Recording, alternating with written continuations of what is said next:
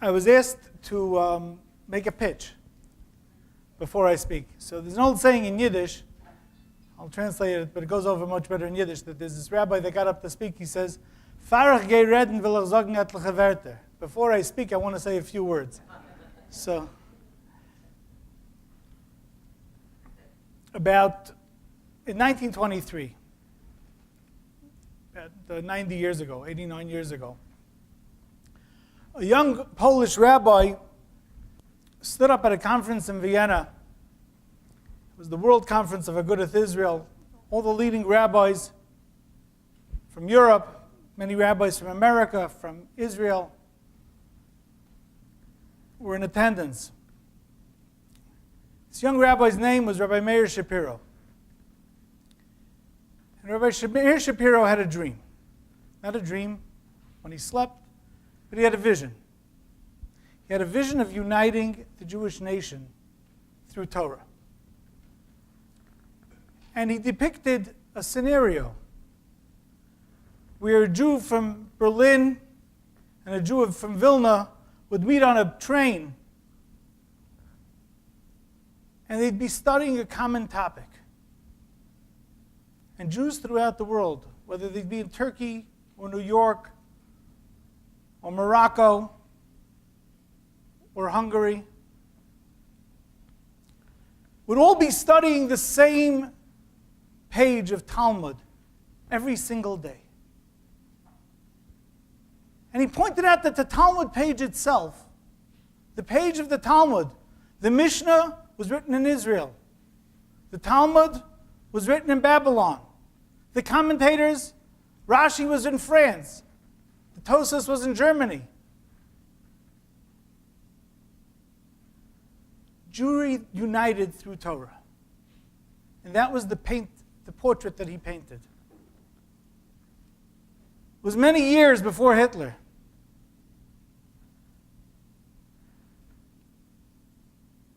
And throughout Europe, Eastern Europe, Western Europe, even in the United States, where there was not a strong Jewish community, in the Holy Land, and in the Sephardic countries,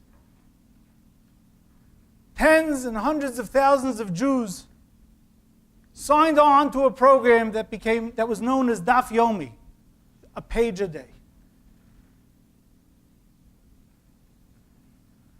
And when the 7.5-year cycle ended, mass celebrations were held. And thousands of Jews traveled and gathered in various locations without the benefit of the modes of transportation that we have today and the communication that we have today to participate in Siyumim of Daf Yomi.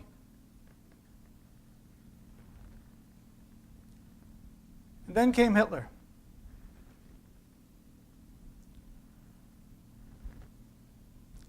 And his Nazi troops. And they destroyed the backbone of those who studied Daf Yomi. They destroyed the yeshivas. They destroyed many things. But they didn't destroy it. And in 1947, there was the completion of a cycle of Daf Yomi. And in the DP camp in Feldafing, where an elderly Jew named Rabbi Yossel Friedenson, who I know very well, was, there was a siyum of Daf Yomi. And in Berlin, Meinhof, displaced persons camp, where my father was and my uncle was, there was a siyum of Daf Yomi. And my uncle, Zichrono Livracha, spoke at that event. And my uncle paraphrased the verse, Bimkom haresha sham hamishpat. In the place of evil, here in Berlin, sham hamishpat, here we are celebrating justice. We have completed the study of the Talmud. In the face of wickedness, in the face of evil, the Jewish spirit lives on. V'gam netzach Yisrael lo yishaker. he borrowed the words of a verse, the eternity of Israel should not be refuted. We as a nation lived on. I wasn't at that scene. But in 1975, I was at the first time that I recall being at a scene of Daf Yomi. Without giving away my age, I may have been in the one in 1968, but I don't remember it. It was a small event in 1968. My father was there. He doesn't remember if he took me along. It was in Beth Jacob in Borough Park. Several hundred people gathered. Actually, in 1961, it was at a little hotel at a little conference with several hundred fellows there. In Glenwald Hotel in 1961, 1968. In 1975, I was there. It was held in Manhattan Center. There were perhaps 1,800 people there. They had put us yeshiva kids up in the balcony, but there were plenty of empty seats down below, so we all came down the middle. The greatest Torah luminaries in America were there, and they spoke. I still listen to those tapes. They spoke about Judaism, a Jewry that was lost. And they spoke about a hope of a Jewry that's being rebuilt. That was 1975. In 1983, we gathered at what was then called the Felt Forum, now the theater at the Madison Square Garden. 5,000 Jews packed the auditorium.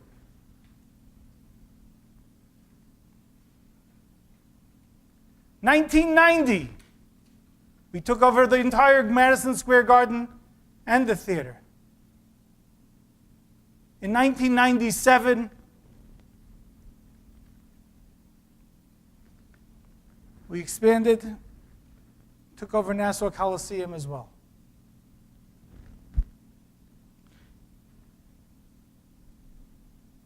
In 2005, Madison Square Garden and Continental Airlines Arena. 35 cities across the country, and it actually was over 35 cities across the country, joined in live feeds to celebrate the completion of the Talmud and to celebrate the study of Torah and to celebrate the eternity of the Jewish nation. I'd like to invite you personally on August 1st, 2012.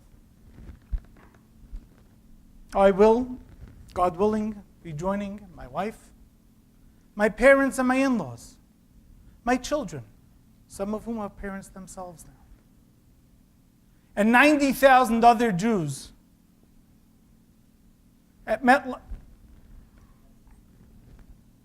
MetLife Stadium, the Meadowlands. 90,000 Jews announcing that we're alive and well. 90,000 Jews announcing that Torah unites Judaism, Jewry.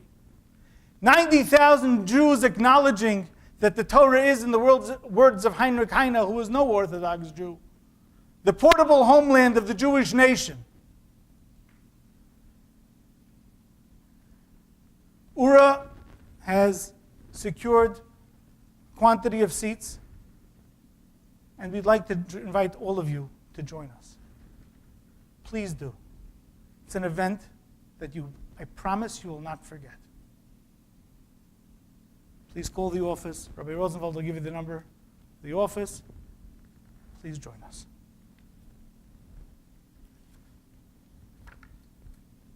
On to tonight's topic. This week's parasha is the story of Balaam. I don't know how many of you know it, so I will quickly review it. It's a little insight from Rashi and the sages. And then we'll see what lessons we can learn from it. The Jewish nation had left Egypt 40 years earlier. They had been traveling through the wilderness. They were at the cusp of entering the promised land. They had tried to pass through the lands of Sichon and Og. Giants, physical giants, the most powerful kings of the region. In this previous week's Torah reading, we learned that the Jews asked to pass through, and they were confronted. Their response was to fight with them. And the Jews had vanquished Sichon and Og.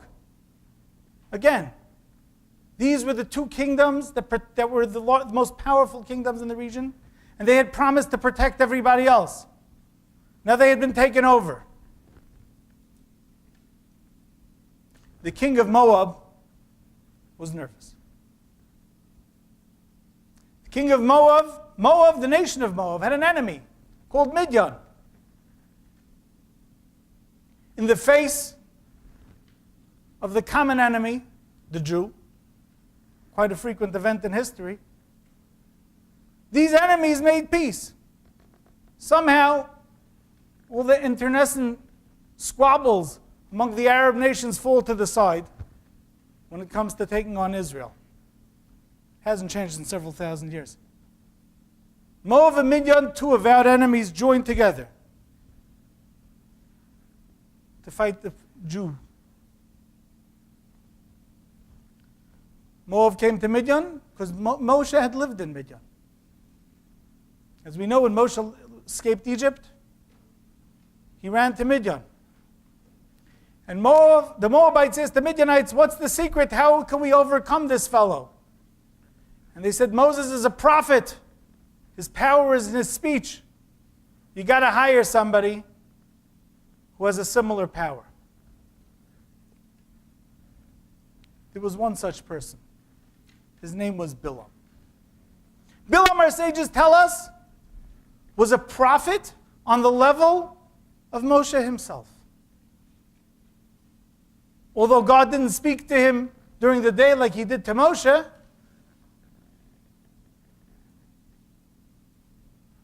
the Talmud describes Moshe's ability to perceive prophecy as a clear lens.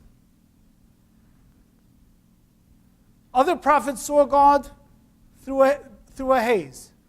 Balaam, like Moshe, had the ability to see God, perceive God clearly. Balaam was one of three advisors to Pharaoh in Egypt. And he had advised Pharaoh to try to destroy the Jews even there. And he failed.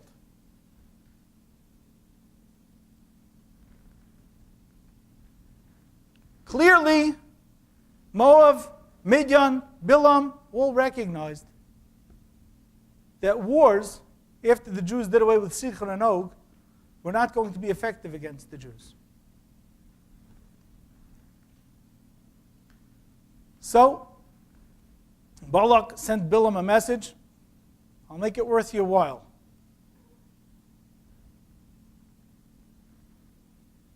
He sent messengers equipped with all sorts of wizardry and sorcery equipment to visit Balaam. He asked them to spend the night. We all know that God gives us ample opportunity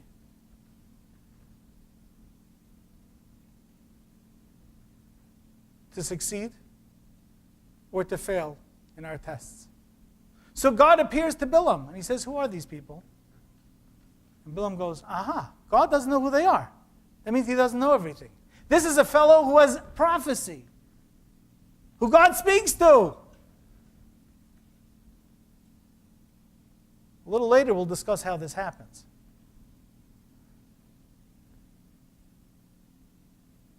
God tells him, who are these people? And Balaam goes, oh, God, you might not consider me an important guy, but Balak, was a really powerful king of Moab.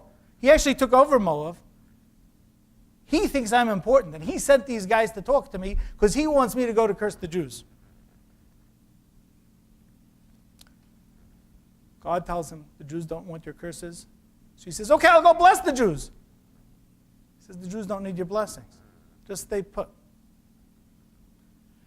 In the morning, they wake up. Balaam has them over for breakfast.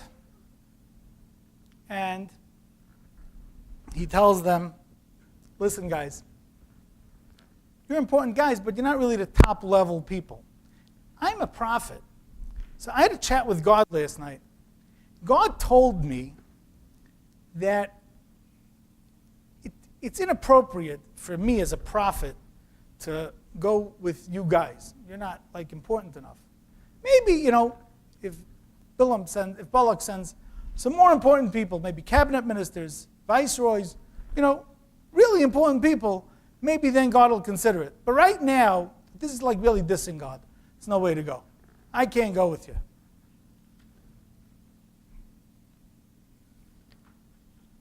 Balak got the message and sent more important people.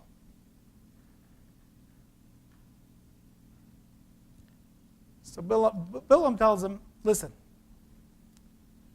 really, you got to understand something. When you hire a general, there are times he wins, there are times he loses. Me, I score 100. When I curse somebody, they're gone. They're finished. They don't stand a chance.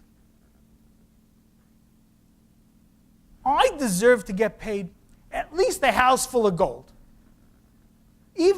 But the truth of the matter is that even if you gave me the whole house full of gold, I can't really start up with God. But now that I told you my price, stay the night. Maybe I'll negotiate with God. We'll work out some sort of thing that I can go with you.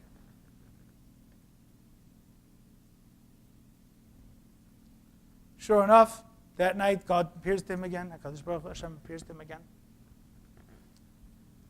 And he says, listen, if they came to call you, you can go with them. But I'm warning you now. You are going to say what I tell you to say.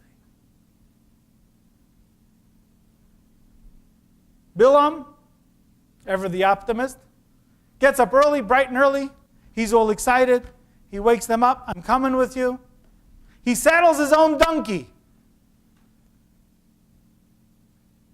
And this is a good pet donkey for Balaam because he practiced bestiality with this donkey. And he was his pet donkey for many years. This was Balaam's favorite animal. He saddled the donkey himself. Didn't wait for his servants, didn't wait for anybody. He was raring to go.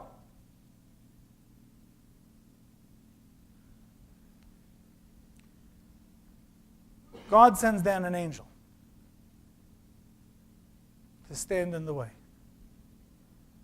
Balaam doesn't see the angel. His donkey does. And his donkey goes off the road. And Balaam hits the donkey. The donkey continues to go, and they come up to an area that has two walls, a road, part of the road that had walls on either side. And the angel is standing in the middle, and the donkey wants to pass the angel, and he crushes Balaam's leg against the wall, and Balaam beats the donkey again. And finally they get to a thin pass. There was a little narrow path. And the angel is standing there with his sword pulled out. And the donkey sees this, and the donkey's not going. The donkey crouches. Balaam hits the donkey again. And now the donkey talks.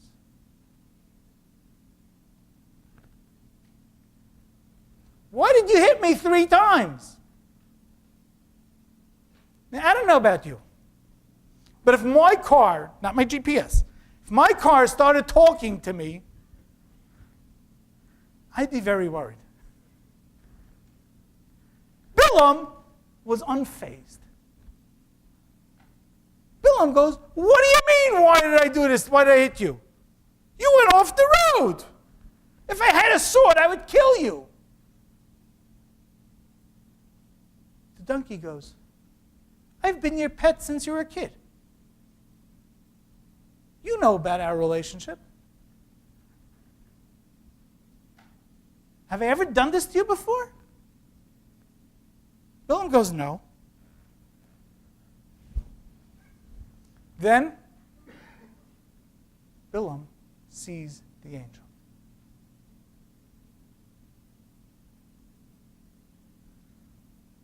An angel who's not happy. An angel who's standing there with his sword unsheathed up in the air.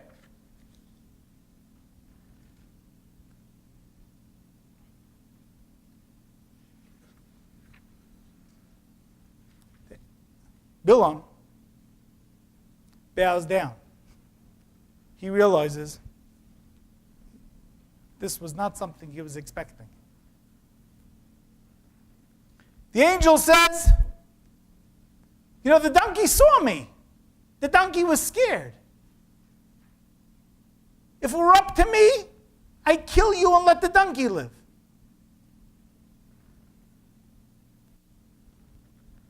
Balaam, who gathered his wits by now, goes, okay, Mr. Angel, listen, if you really, really don't want me to go, I'll turn around. Duh. The angel says, no, too late. You go. But what God says is what you're going to do. Sure enough, over the course of the next few days, Balaam leads Balak to various encampments. They bring sacrifices, and at every point, Balaam is forced to bless the Jewish nation. So much so that some of the phrases that he utters, Ma tovu alecha Yaakov, is the opening sentence to our prayers in the morning. The Talmud calls it Sifro Shel Balaam, the Sefer of Balaam, in one place. It refers to this whole segment of the Torah as the Sefer, the book of Balaam. Because the commentaries explain, these weren't Balaam's words. These were God's words coming through Balaam. And at one point, Balak even tells him, listen, you don't want to curse them, don't curse them, but don't bless them. And by this time, Balaam goes, sorry, too late. I told you, whatever God says, I'm going to do. But let's understand Balaam. This man was a prophet. The Talmud teaches us that Balaam was sent as a prophet to the nations. Balaam was sent, like Jeremiah and Isaiah and Samuel, our prophets, and Moses. Balaam was sent to instruct the Gentile nations, to instruct them, to speak to those nations, to inspire them to repent. He had a soul that had the power to perceive God equal to Moses. How could he do this? How could this happen? And there, my friends, is a lesson to us. There's a Mishnah. It's a Mishnah in Pirkei Avos. The Mishnah in Pirkei Avos tells us the following. Kol mi sheyesh lo shlosha dvarim halolu mitamidav shel Avrohom Avinu. Whoever has the following three traits, the following three attributes, is counted disciples of our father Abraham. Ushlosha dvarim acherim. There are three other, actually opposite attributes. Mitalbidav shel Balaam harasha. He is a disciple of the wicked Balaam. Ayin tova, a good eye. That means an eye. The ayin tova in the Mishnah refers to someone who's happy at other people's fortune, who's delighted when other people have it good. In Yiddish, they call it tefargin. People who rejoice when other people have good things happen. Ayin tova, ruach namucha. They're low key. V'nefesh shvala, and they're humble. Mitalmidav shel Avrohom Avinu. Those are the attributes of Avrohom Avinu. A man who was wealthy, but had doors on all four sides of his tent. A man who went to greet 3 Arabs in the heat, 3 days after a surgery, a 100-year-old man, to go serve them. That was Avrohom Avinu. Humble, giving, sharing. Ayin Ra, a bad eye. A man who wants Balak's money, his entire house full of money. Ruach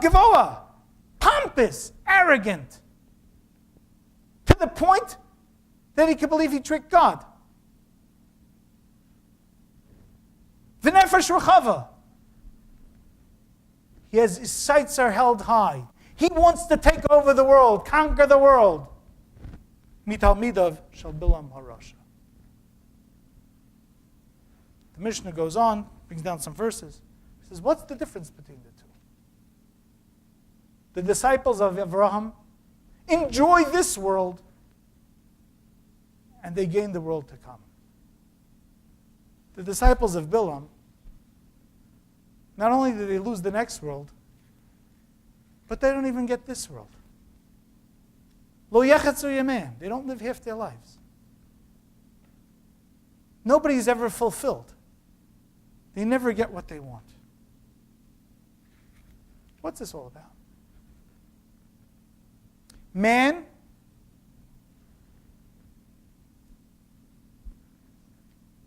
has different forces within him.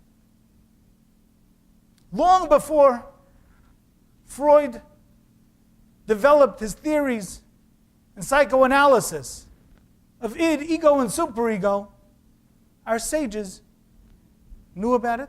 The Torah discusses it. And that's at the heart of the understanding of what takes place here. To borrow Freud's terms for a moment. Barbara, correct me if I'm wrong. Id are the person's most base instincts. His libido, his drive for material and physical satisfaction.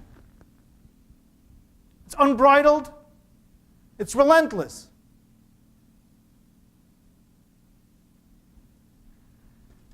Ego is sort of where we live.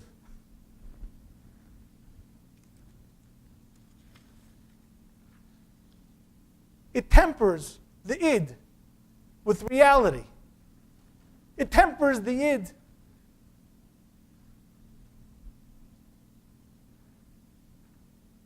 by considering ramifications of our actions. And the superego is our conscience. The superego is what's whispering in our ear, do the right thing. That's very simplified, the three terms. But long before Freud, our sages taught us this. We have a Yetzer Tov, we have a Yetzer Oorah. Man is a mixture.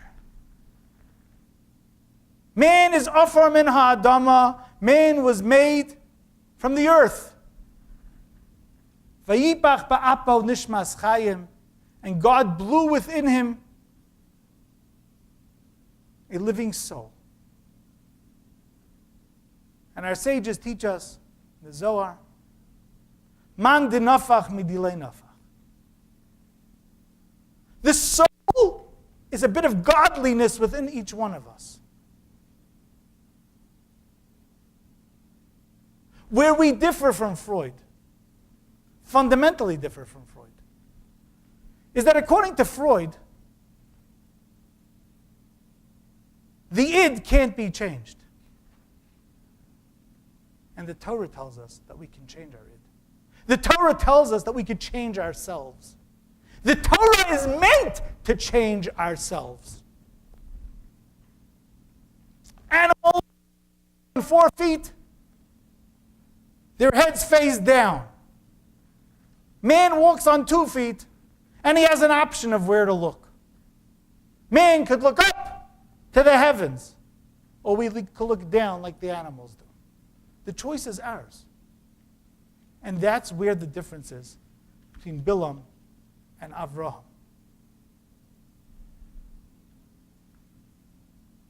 When our forefather Abraham set out to the Akedah, the binding of Yitzchak, the Torah tells us a phrase.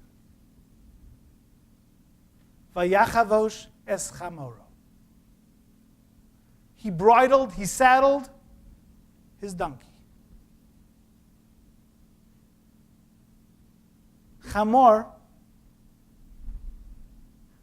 is related to the word chomer. Chomer is physicality. when Avram set out to do the Akedah, Vayachavosh es chamoro. He bridled, he saddled his physicality. He was in control of his instincts. He was in control of his actions. Balaam, when he woke up in the morning, did the same thing. Vayachavosh es hasono. He bridled his donkey too. But there's a difference. Asono has the word es, with. He didn't bridle it, he bridled with it. When Avram and Yitzchak approached Mount Moriah, they left Eliezer and Yishmael behind with the donkeys. He tells them, Shvu lachem po im hachamor. Stay here. I'm approaching holiness. I'm leaving the donkeys, I'm leaving the physicality behind, and we're moving on. Balaam was rochev al asono. He was riding on his donkey throughout the whole process. Because Balaam was being led by his donkey. He was being led by his physical instincts.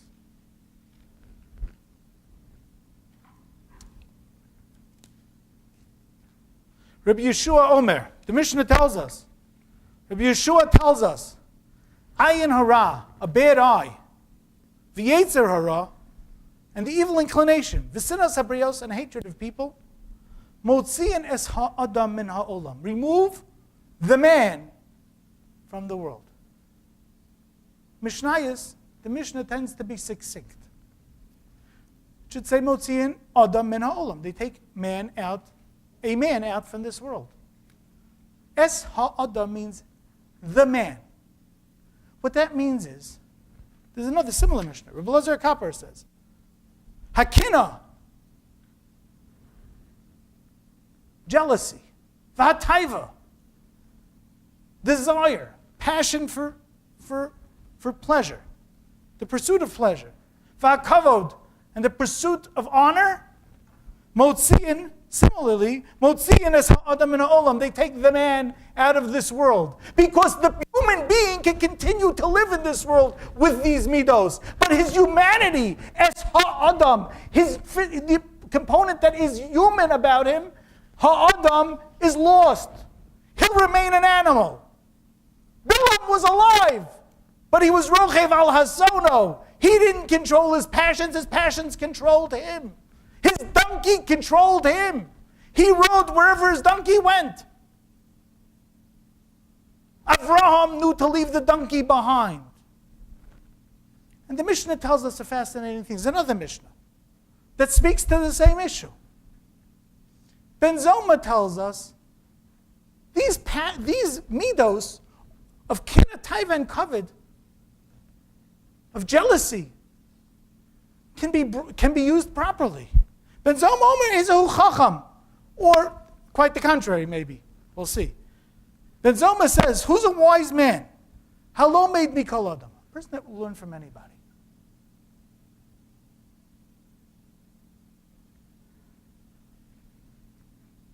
An arrogant person can't learn from everybody. The Torah doesn't consider the arrogant person to be a person worthy of honor. The person worthy of honor is the person that learns from everybody. We have a different definition of what's important. Ezehu Gibar, who is a strong person. Not the weightlifter in Coney Island, but a Kovesh at Yitzro, a person who has the inner strength to overcome his desires. Ezehu Ashir, who is wealthy, not the person with the McMansion and the Bentley. Hasameach bechelko, the person who is happy with his lot. This Mishnah is telling us how to be a human being, how to be a person.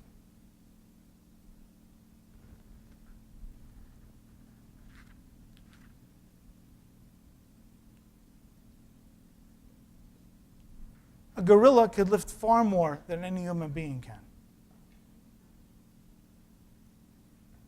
doesn't make him strong. It makes him strong. But for a human being to be strong means to have inner strength.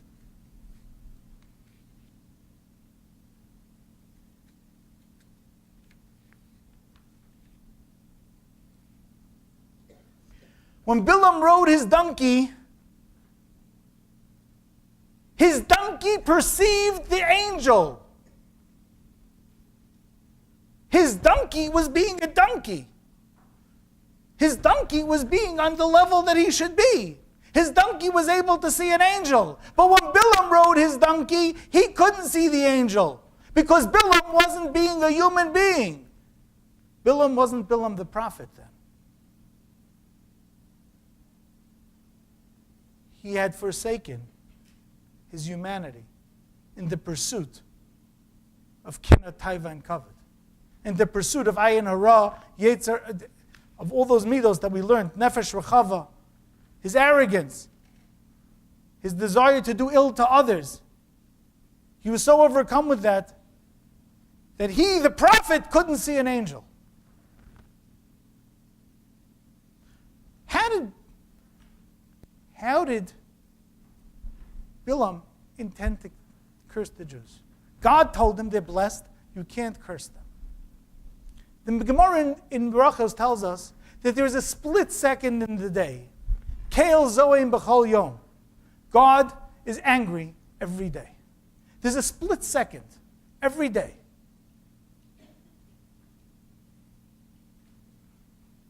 That God is angry.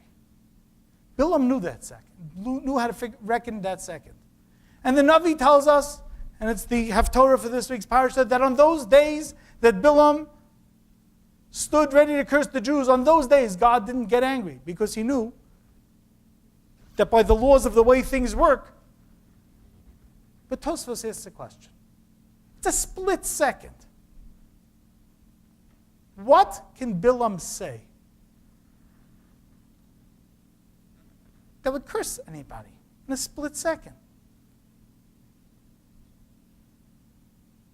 And Tosfos says that he could have said the word kalem. Kalem means destroy them. But the letters of kalem represent Balaam's Achilles heel. The letters of kalem are chaf, lamed, mem.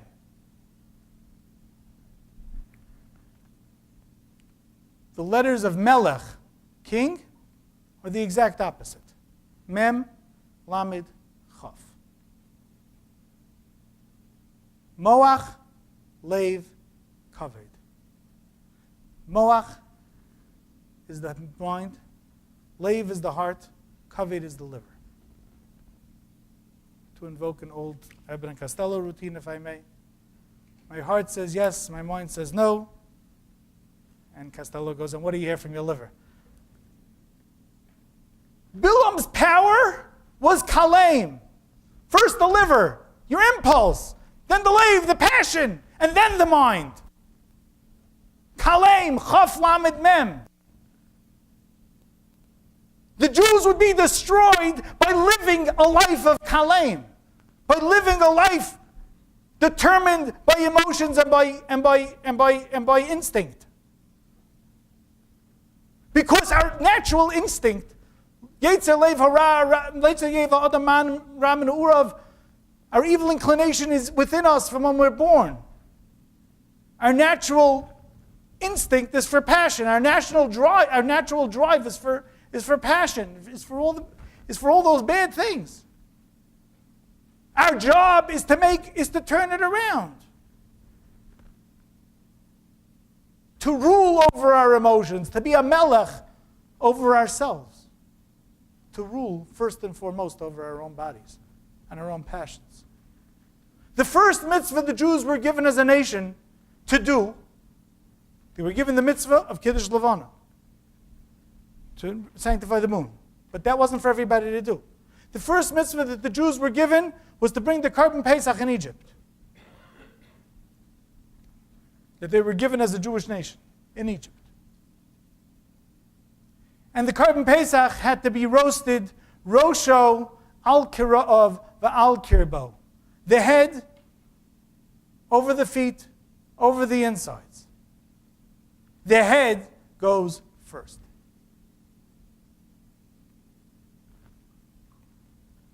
The Torah tells us, "V'lo sasuru acharei levavchem v'acharei einechem." You should not follow the dictates of your heart and of your eyes. Famous question is, if you want to see, if you desire something, you must have seen it first. But the answer is that the first time you see it, you just saw it. You don't get punished for that. But if you look again, and you desire something that you shouldn't like, the Kotzker Rebbe says, yes, it's a question. The Kotzker Rebbe asks, it should say, "V'lo sasuru acharei levavchem hara." You should not stray after your bad heart. Your bad heart. Many people have good hearts. People are good-hearted people. People want to do favors for people. Why shouldn't they stray after their hearts? So he says, because a human being is never supposed to follow his heart. Because there always has to be a mind that placing a check on what the heart does. Even a good heart. The mind has to be engaged to gauge whether what's happening is right or wrong. There's a famous story that's told that when the Rambam, Maimonides, he was the physician to the Sultan in Egypt. And he had a disagreement. I may have shared this story before. If I did, I apologize. They were constantly, others in the palace were constantly having machinations against him. And they told the king that they have a disagreement. They could prove that the Rambam doesn't know as much as the king thinks. The debate was, the Rambam said, an animal remains an animal and a human being is a human being. And the others argued that an animal could be trained just like a human could be trained. And the test was going to be that they were going to teach a cat to be a waiter. They were given X amount of time. They trained the cat. They had it down pat. And the cat came into the banquet hall, dressed in all his formal garb, walking on 2 feet, and carrying a plate with food. And the Rambam, Maimonides, calmly withdrew from his pocket a small box, opened it up, and out scurried a mouse. The tray went flying, the cat went flying, and pandemonium broke loose. We aren't glorified animals, we're human beings. Balaam, by empowering his animalistic passions, was able to blind himself to everything. In his arrogance, in his desire for money, his desire for fame and fortune, he was able to abandon everything God could speak to him, and yet he could convince himself, he could persuade himself to flaunt God's direct command because he wanted money, because he wanted passion. He was like the cat. He was trained and trained and trained. But he's not a human. And we ourselves could lose our humanity by following our instincts. What makes us human is not following our instincts. By being the malachim, the moach, lev, and kaved. To put our brains first, our minds first. And that's how we become human.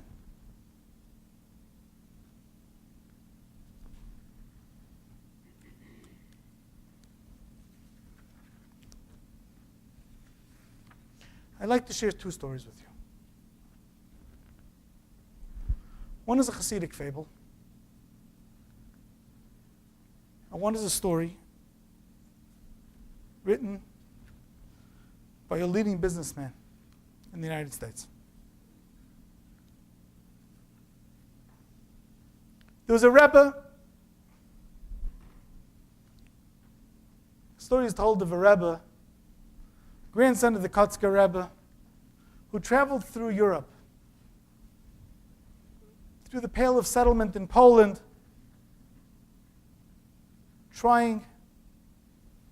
looking for sincere Jews. He came to the town of Sokolov. When he came to the town of Sokolov, he passed through the town at night, and he saw a light on in one of the little huts. And he walked by, and he saw a Jew standing with a Tehillim, sincerely saying his Tehillim. And throughout his stay in Sokolov, every night he'd walk by, and every night this Jew was there.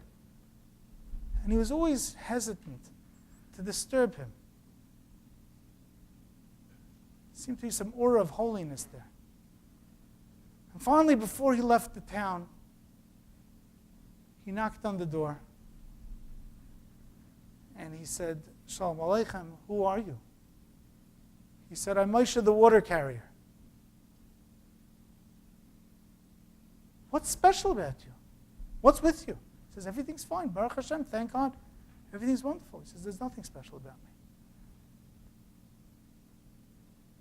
And he couldn't get any more out of him. This man later on became the Rebbe in Sokolov. And many a night he'd go by Moshe's house and watch him reciting Tehillim. And one night he walked by Moshe's house. And there was a party there. All his neighbors were dancing, rejoicing. And he walked in. He says, Moshe, what's going on? He says, Baruch Hashem, everything's fine. He says, okay, cut it out. Something happened. What's the party about? He said, I'll tell you. 3 days ago, he says, Rebbe, let me tell you about me. I was an orphan at a very young age. I didn't know very much. Somebody took me in and taught me to read Tehillim. And I grew up and I became a water carrier, which didn't require much of an education. And I barely earned a living. And I married the most wonderful woman in the world. But we were poverty-stricken. And we had the most delightful children. But their crying out of hunger gave me no rest. And I can't sleep at night. So I sit here saying Tehillim. And 3 days ago, I couldn't take it anymore. So I went to the shul in the middle of the night and I opened the Aron Kodesh and I said, God, please send us help. I can't handle this anymore. I can't handle the poverty.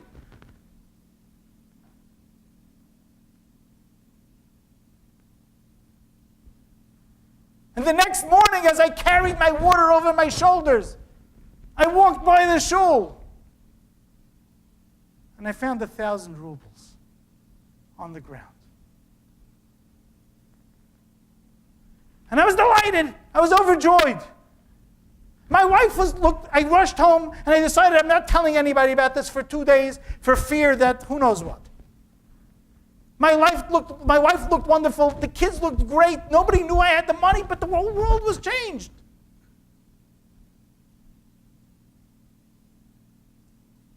And the next day, I walked by the Beis Medrash and I met Chanala. Chanala is the widow, the almana, of a water carrier who had passed away. And she was crying. Because the townspeople had taken up a collection for her.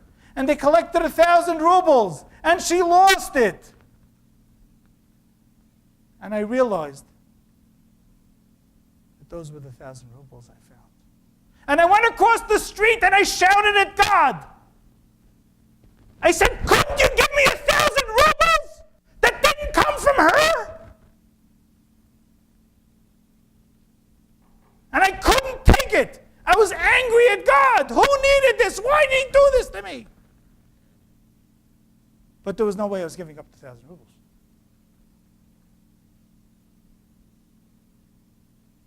And that night I really couldn't sleep. And the next morning I took the 1,000 rubles and I gave it to Chanala, and I returned it to her. And then I felt alive. Then I felt like a Jew. Then I felt like a human being. And all these people are here celebrating because I am a human being. Because I am a Jew. I'm a real Jew.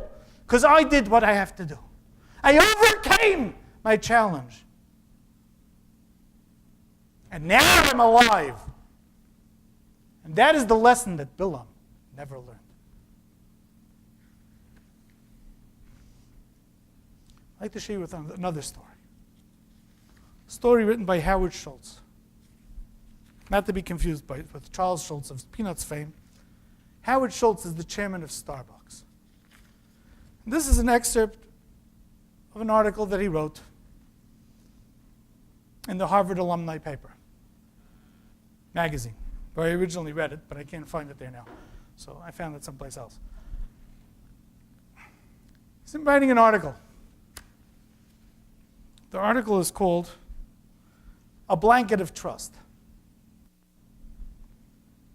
When I was in Israel, Mr. Schultz writes, I'm going to read it verbatim. Particular.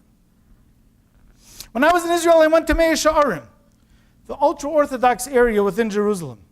Along with a group of businessmen I was with, I had the opportunity to have an audience with Rabbi Nosson Tzvi Finkel, the head of a yeshiva there. I had never heard of him and didn't know anything about him. We went into his study and waited 10 to 15 minutes for him. Finally, the doors opened. Rabbi Finkel was severely afflicted with Parkinson's disease. Our inclination was to look away. What we did not know was that Rabbi Finkel was severely What we did not know was that Rabbi Finkel was severely afflicted with Parkinson's disease. He sat down at the head of the table, and naturally our inclination was to look away. We didn't want to embarrass him. We were all looking away, and we heard this big bang on the table. Gentlemen, look at me, and look at me right now. Now his speech affliction was worse than his physical shaking. It was really hard to listen to him and watch him. He said, I have only a few minutes for you because I know you're all busy American businessmen. You know, just a little dig there. Then he asked, who can tell me what the lesson of the Holocaust is? He called on one guy who didn't know what to do. It was like being called on in 5th grade without the answer. And the guy said something benign like, we will never, ever, never forget. And the rabbi completely dismisses him. I felt terrible for the guy until I realized the rabbi was getting ready to call on someone else. All of us were sort of under the table, looking away. You know, please, not me. He did not call me. I was sweating. He called in another guy who had such a fantastic answer. We will never, ever be a victim or a bystander. The rabbi said, you guys just don't get it. Okay, gentlemen, let me tell you the essence of the human spirit. As you know, during the Holocaust, the people were transported in the worst possible and humane way by rail car. They thought they were going to work camp. We all know they were going to death camp. After hours and hours of this humane corral with no light, no bathroom, cold, they arrived at the camps. The doors were swung up wide open, and they were blinded by the light. Men were separated from women, mothers from daughters, fathers from sons. They went off into bunkers to sleep.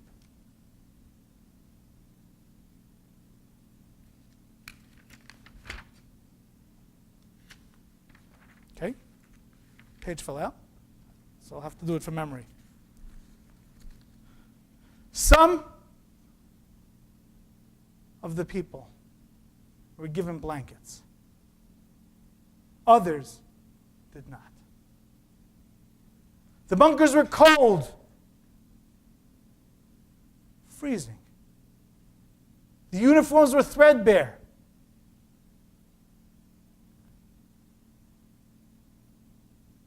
As they went to the area to sleep, only one person was given a blanket for every 6. The person who received the blanket when he went to bed had to decide. Am I going to push the blanket to the 5 other people who did not get one? or am I going to pull it towards myself to stay warm? And Rabbi Finkel said, it was during this defining moment that we learned the power of the human spirit, because we pushed the blanket to 5 others. And with that, Rabbi Finkel stood up and said, take your blanket, take it back to America, and push it to 5 other people. Thank you.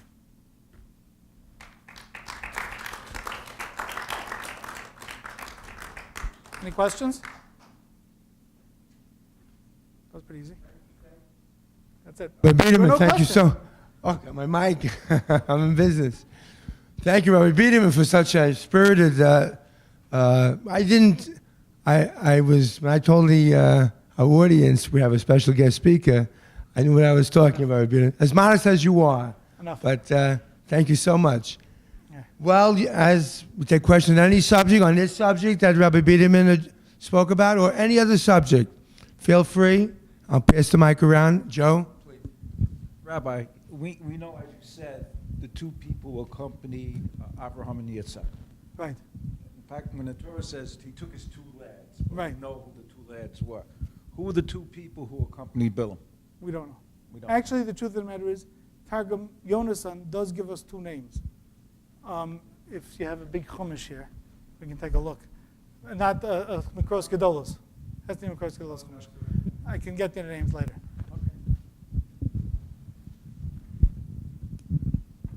Sam, please. Rabbi Biderman, please be gentle with me, because All the time. in the past I've gone astray. You talk about the id and the natural instinct and the split second. You want to be unifocused. You want to object. You want to do something that's good for mankind. And you've got to gear all your you've got to go with that no matter what stones there are.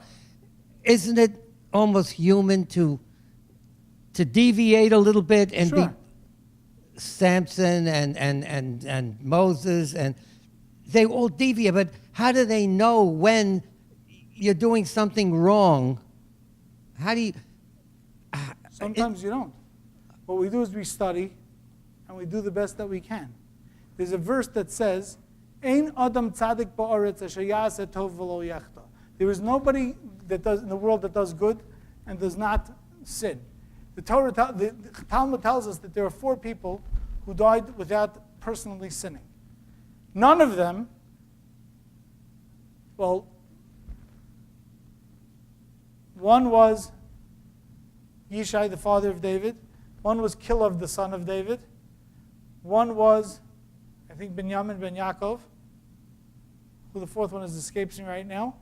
But Rabbi Miller and others point out that these 4 people were all wonderfully righteous people, but they weren't people who were involved in a major way in the leadership of Klal Yisrael.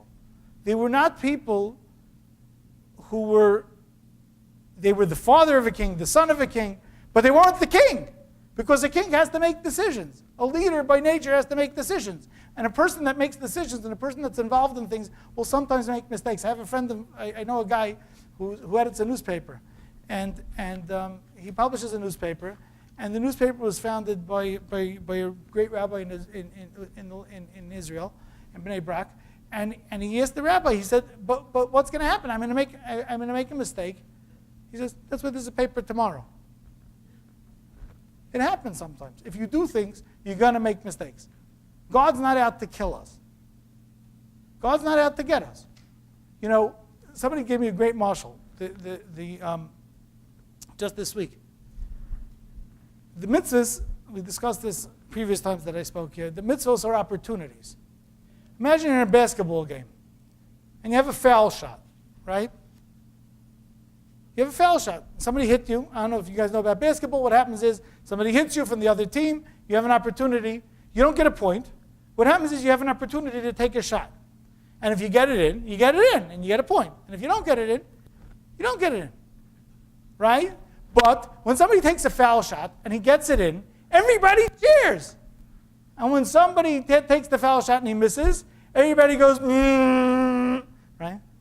Everybody who watched the basketball game knows that. That was extra credit.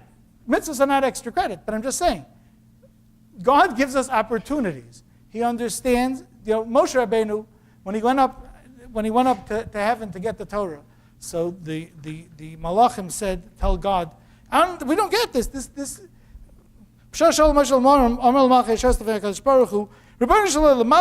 What's a human being doing here? So he says, to get the Torah. So they said, wait a second, this Torah was made years before, generations before the world was created. How could you give it to human beings? So God tells Moshe Rabbeinu, answer them. Moshe Rabbeinu goes, answer them, they're going to eat me alive, they'll burn me up. So God says, hold on to my throne and answer them, whatever that means. And Moshe Rabbeinu tells them a whole bunch of things. Then he gets to the final thing that he says. What does it say in the Torah? Don't swear falsely. Do you guys do business? Honor your parents. Do you have parents? It says don't kill. Don't commit adultery. Don't steal. Are you guys jealous? Do you guys have an evil inclination? And when he said that, they said, okay, guys, he's right. Give him the Torah. Kadosh Baruch Hu gave us the evil inclination. It's our job to do our best to overcome it. That's our job, to do our best to overcome it. That's what we're here for. It doesn't mean we'll never fail. If I could just draw one little parallel. You have a centipede. He has to go from here to there. He starts going. And some schmagegi comes over and says, when you walk, which leg do you pick up first? And he can't walk. But he knows where he has to go. And if he makes a mistake, he rationalizes it. That's the ego. Ego rationalizes. Well, what do you want him to do? Back down and say I'm weak and I got to think about? The verse says, Sheva yipol tzaddik v'kam. A righteous person falls 7 times and he gets up. You know the difference between the righteous person and the wicked person? They both fall. The difference is the righteous person gets up afterwards. Everybody fails. A righteous person gets up, dusts himself off, and goes, going in for the next round. How do you know you're making a mistake? How do you know? Study. That's what Torah makes up for.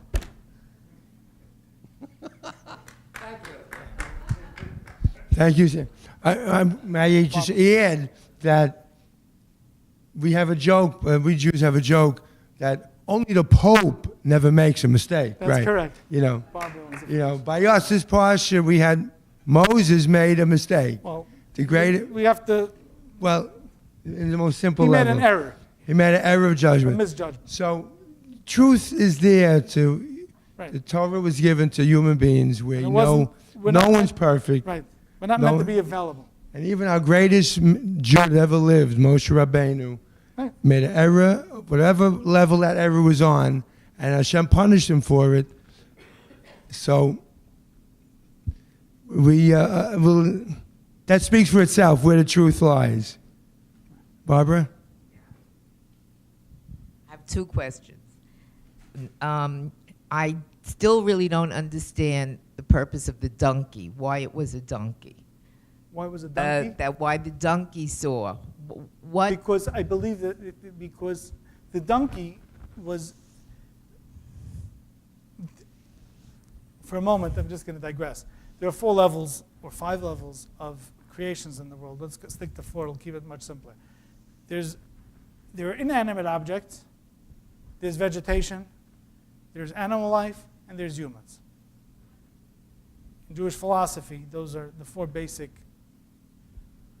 When a human being fails, he doesn't when an animal fails, he doesn't become a vegetable, right? He becomes inanimate. You fall to the bottom. The animal, the donkey, was fulfilling its mission. It was doing what it was supposed to do. The animal, therefore, had a certain ability because it was fulfilling its purpose. Reb Chaim of Volozhin tells us that he's a prime disciple of Vilna Gaon. He tells us, and this doesn't mean you shouldn't walk on grass, but let's grasp this for a moment. The Talmud teaches us that every blade of grass has an angel appointed to it that tells it to grow. So he says, when a human being steps on grass, that angel has a right to go to God and say, listen, this blade of grass is doing everything it's supposed to be doing. It is fulfilling its mission. This human being fails, as Sam pointed out, and is not fulfilling his mission necessarily. What right does he have to step on me? Same thing, the donkey was fulfilling its mission. The donkey was meant to serve its master. The donkey, therefore, was on a higher level than Balaam was. Balaam, by failing in his mission to be a human, and to overcome his animalistic instincts, was on a lower level at that point than the animal. That was my point. So that's why the donkey has words. No, that's what, no. No. Donkey had words is totally miraculous. So what is that? That's just the miracle. That's a miracle that the Mishnah teaches us, that there were 10 things that were created just before sundown on Friday during the 6 days of creation. Those things, those are all objects that straddle the physical and the supernatural. And one of them is the ability for the animal, because there's a verse in Mishlei tells us, "Ein kol chodesh tachas hashemesh." Nothing was created. There's nothing created ex nihilo. Nothing was created out of nothingness. After all the rules of creation were set down in the 6 days of creation. Therefore, anything that happens that's so supernatural as to be out of the box totally had to be created during that time. And one of them was the ability of Balaam's donkey to speak.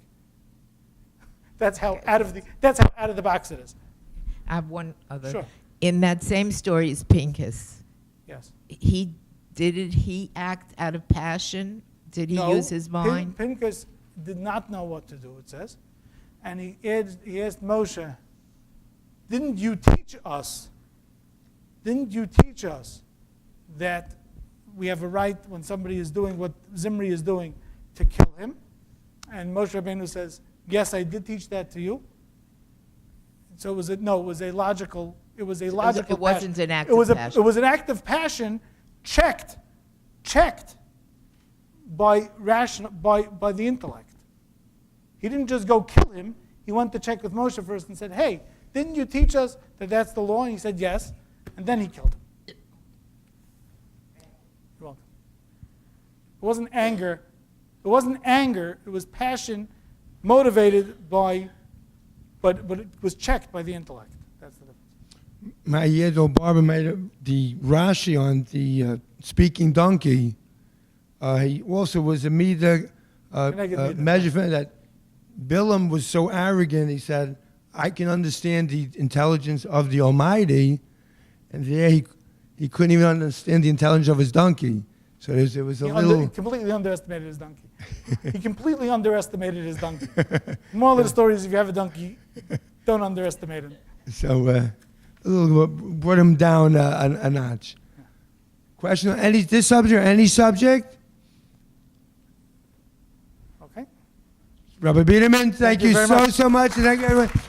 Thank you for coming. There's more hot food I'm bringing. And don't forget about the Siyam HaShas. Siyam HaShas, I have the phone number, and I hope to get from the office some flyers for it. And there's more hot food I'm going to bring out right now in the back. So again, thank you for coming.